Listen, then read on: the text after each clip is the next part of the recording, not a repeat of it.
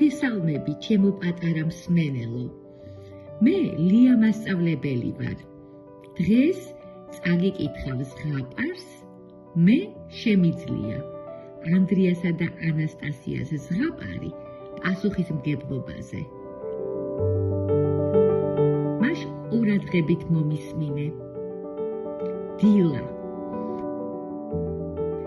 ზე ფრთხილად შემოიპარა ფარდებს შორის და ანდრიას საწოლზე ოქროსფერი შუქი დააფინა. დედის ხმაც ყურში ჩაესმა. ანდრია, ადგომის დროა. ბავშვი მეორე მხარეს გადაბრუნდა და ბუტბუტებდა. ოღონდ კიდევ 5 წუთი. მაგრამ იმ წამს ოთახის კარიდან ანასტასიას წკრიალა ხმა შემოესმა. ანდრია, სკოლაში დავაგვიანდება. შენ ხომ პირველ კლასელი ხარ. ანდრიამ წამოიწია, გაიღიმა და თქვა. მართალია, ახლა ჩემი დრო, ჩემზეა დამოკიდებული. ის წამოდგა, ფანჯერაში გაიხედა და პირველად მიხვდა, რომ პასუხისმგებლობა იწყება მაშინ, როცა თავად გადაწყვეტ, სწორად მოიქცე. დავიწყებული რვეული. ქართulis გაკვეთილი დაიწყო. მასწავლებელმა გამოწერილი ასოების რვეულების შემოწმება მოითხოვა. ანდრიამ ჩანთაში ჩაიხედა და რვეული ვერ იპოვა. პატარა გული აუჩქარდა, თვალებზე ცრემლი მოადგა. როგორ დამავიწყდა, როგორ ვერ შევამოწმე, გაიფიქრა ბავშვმა. მასწავლებელმა შეამჩნია და თბილად უთხრა. მთავარია გაიაზრო, შეცდომა და ხვალ გამოასწორო. საღამოს ანდრიამ ჩანთა მეორე დღისთვის ჩაალაგა. თითოეული ნივთი გულმოდგინედ გადაამოწმა და თავის თავს ჩუმად ჩასჩურჩულა. ხვალ მზად ვიქნები ყველაფრისთვის, სიტყვას ვიძლევი, მე ხომ შემიძლია უფრო მოწესრიგებული ვიყო. ეს იყო მისი პირველი პირობა საკუთარ თავთან. პასუხისმგებლობა მხოლოდ წესი კი არა, საკუთარი თავის რწმენაცაა. ანასტასიას თოჯინა. საღამოს საბავშვო ბაღიდან მოსულმა ანასტასიამ სახლში თოჯინებთან თამაშით გული რომ იჯერა, თავისი საყვარელი თოჯინა იატაკზე დააგდო და სხვა თამაშზე გადაერთო. დედამ შენიშნა და ჰკითხა. ნუ თუ შენ საყვარელ მეგობარს ასე მოექცევი? შვილო, როცა რაღაც გიყვარს, მასზე უნდა იზრუნო კიდეც. გოგონამ თოჯინას მიაპყრო თვალი, თითქოს ისიც სევდიანი იყო. ფრთხილად აიღო გაწმინდა თმა ჩამოვარცხნა, დააწმინდა თოჯინას საწოლში და ჩუმად უთხრა. მაპატიე, აღარ მოგექცევი ასე, აღარ დაგივიწყებ. დედამ გაუღიმა. აი ასე საყვარელო, შენ რომ ზრუნავ თოჯინაზე, ისიც ბედნიერია. ფერადი ფანქრები. მასწავლებელმა კლასში გამოაცხადა. ხვალ ყველა მოიტანეთ ფერადი ფანქრები, ერთობლივად მზის პლაკატს დავხატავთ. საღამოს ანდრიამ ფანქრებს გადახედა და გაიფიქრა. თქვენზე უნდა ვიზრუნო, ხომ ასეა? ჩუმად ჩასჩურჩულა ყვითელ ფანქარს. თითოეულ ფანქარს წვერი შეუმოწმა, ზოგ სათლელით წვერი გაუთალა, გულმოდგინედ დაალაგა პენალი, ჩანთაში ჩაალაგა ნივთები და გულში სიამაყე იგრძნო, რომ ასე იზრუნა და ფანქრები წინასწარ მოაწესრიგა. მეორე დღეს, როცა კლასში მზის პლაკატი დახატეს, მასწავლებელმა ანდრიას გაუღიმა და უთხრა. შენს ფანქრებსაც უყვარ ხარ, ანდრია. ისინი ფერადად ბრწყინავენ, გრძნობენ შენ ზრუნვასა და პასუხისმგებლობას. წვიმიანი დღეები. შემოდგომის ღრუბლიანი დღეები დაიწყო. დილით სახლიდან სკოლაში რომ მიიჩქაროდნენ, ბავშვებს ქოლგები შინ დასჩათ. უეცრად წვიმა წამოვიდა. ანდრიას და ანასტასიას თმები და ტანსაცმელი დაუსველა, დედაც დასველდა.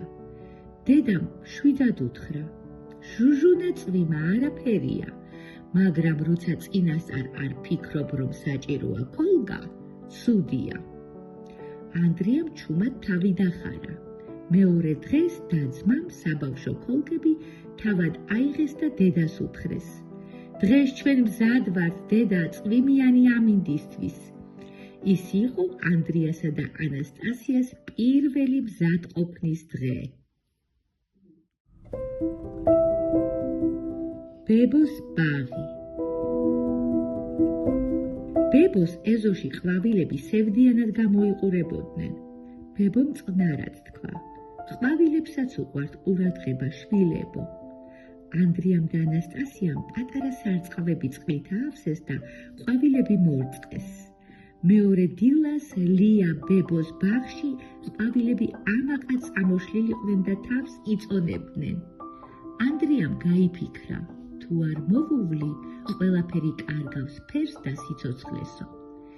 იმ დღიდან მოყოლებული ბავშვების საქმიანობის ნაწილად იქცა ყვავილების მოვლა და მზრუნველობა, პასუხისმგებლობა ბუნებისადმი. საოჯახო ვახშამი. საღამოს დატვირთული დღის შემდეგ დედა ანასტასიასა და ანდრიას სთხოვა: ახლა მაგიდის გაშლა თქვენზეა, შვილებო.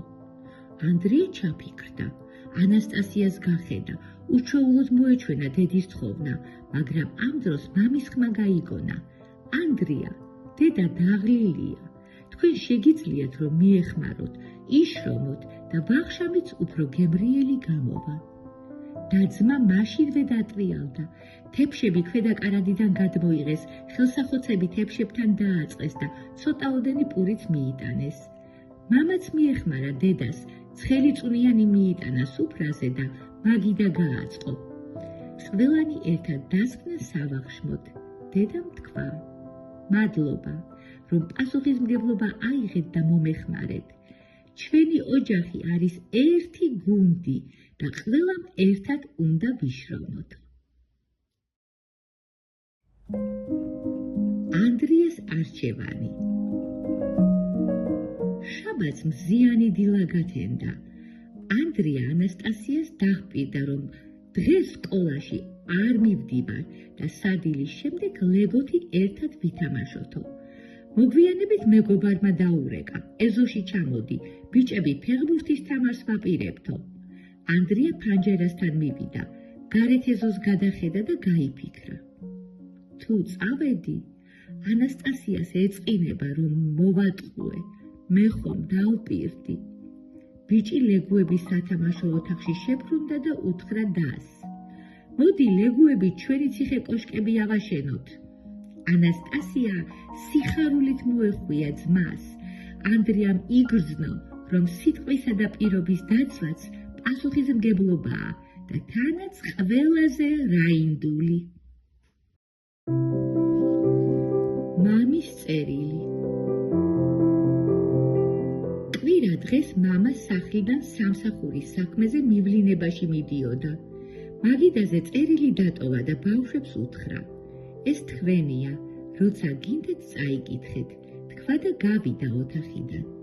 ცნობისმოყვარე ანდრიამ ფრთხილად გახსნა წერილი და წაიკითხა: შვილებო, როცა პატარ-პატარა კეთილ საქმეებს გულით აკეთებთ, თქვენ უკვე ძლიერები ხართ. ანდრია, გახსოვდეს, სიტყვა შენი ღირსებაა. ანასტასია, შენი სიკეთე და სითბო სახლს ანათებს. მე ყოველთვის ვამაყობ თქვენით, ისწავლეთ, რომ ნამდვილი ძალა სიკეთის კეთებაში, პასუხისმგებლობაში და ერთმანეთის სიყვარულშია. ანდრიამ და ანასტასიამ ერთმანეთს შეხედეს. ანდრიამ ჩაილაპარაკა: მამა ყოველთვის ასე ამბობს, ვინც დანაპირებს ასრულებს, სიტყვას ინახავს, ის ღირსეულად ცხოვრობსო. პასუხისმგებლობა ნიშნავს, როცა რაიმეს გულით აკეთებ, ზრუნავ, შენ სიტყვას ასრულებ და ისე ეხმარები სხვებს, როგორც შენ გინდა რომ დაგეხმარონ. ოქროს ვარსკვლავი. საკლასო ოთახში მასწავლებელმა ბავშვებს მიმართა. დღეს ოქროს ვარსკვლავს გადავცემ იმ ბავშვს, რომელიც დაიმსახურებს. შესვენებაზე ანდრიამ შენიშნა, რომ მისი მეგობარი ნიკოლოზი მოწყენილი იყო და საშინაო დავალება არ ჰქონდა შესრულებული. ანდრიამ ფანქარი აიღო და უთხრა: მოდი ერთად ვცადოთ, მე გასწავლი. ელენე ყაყაჩოს ხატავდა. ანასტასიამ დაინახა, რომ ელენეს წითელი ფანქრის წვერი გადაუტყდა და ტიროდა. ანასტასია გვერდით მიუჯდა, ჩაეხუტა და უთხრა: ნუ ტირი, აი ჩემი ფანქარი, განაგზე ყაყაჩოს ხატვა. მასწავლებელი შორიდან ადევნებდა თვალს ბავშვების აქციელს. ეს ვარსკვლავი ორივესია, თქვენი საქციელით სხვების გული გაანათეთ. ანდრიამ დახედა ბრწყინვალე ვარსკვლავს და გახარებულმა წამოიძახა: შეხედე, ანასტასია, ის ხომ შიგნიდანაც ანათებს. ეს იმიტომ, რომ გულით გაკეთებული სიკეთე არასდროს ქრება, მიუგო მასწავლებელმა. იმ დღის შემდეგ ყველა ბავშვმა იცოდა, რომ როცა სიყვარული ძრუნავს სხვაზე, გულში ნამდვილი ვარსკვლავი იბადება. ჩემო საყვარელო ბავშვებო, როცა გულით გჯერა, რომ შეგიძლია, მაშინაც კი, როცა საქმე რთულია, როცა გეზარება ან როცა ცოტა გეშინია, შენ შიგნიდან ჩდება პატარა სინათლე. ეს სინათლე გიბიძგებს, ადექი, სადე, იზრუნე, დაეხმარე, გაუფრთხილდი და როცა ამას აკეთებ, მთელი სამყარო გიღიმის. მე შემიძლია ნიშნავს, მე ვცდილობ, მე ვზრუნავ, მე მიყვარს და როცა ვაკეთებ გულით, მე ნამდვილად შემიძლია.